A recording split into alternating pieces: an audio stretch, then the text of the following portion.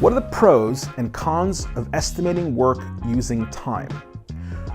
One way that many teams estimate work is using time-based estimates, essentially estimating work in days, in hours, in months, units of time. Now, there are two flavors of time-based estimates. There's ideal time, or effort, but there's also elapsed time, or duration.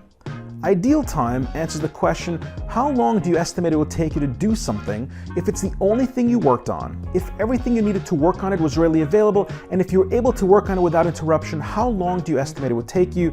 And that's ideal time. And the reason why that's valuable, the pro of that is, if item A is 40 hours of ideal time and item B is 80 hours of ideal time, it's very clear to see what is the different level of investment that is required in both of them. Now, duration or elapsed time is how long do you estimate it would take you to do something from the time you started working on it until it was done, from a calendar standpoint. And so picture an NFL football game.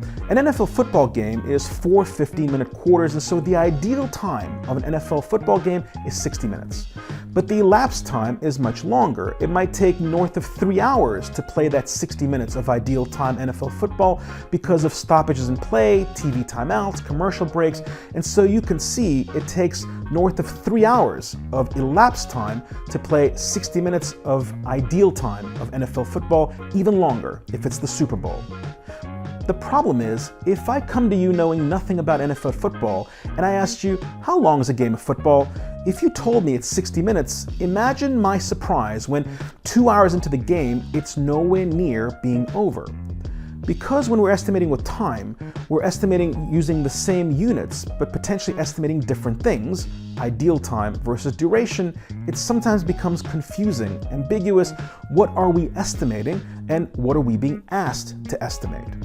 Another problem with time-based estimates is when we're estimating with time, we're not only asking the estimator to make assumptions about the complexity and volume of that work that we're estimating, we also have to make assumptions about the rate at which we can perform that work. It's right there in the question.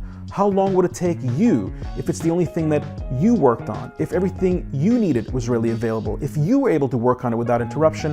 How long it would take you would likely be different than how long it took somebody else, because the rate at which you perform that work might be different.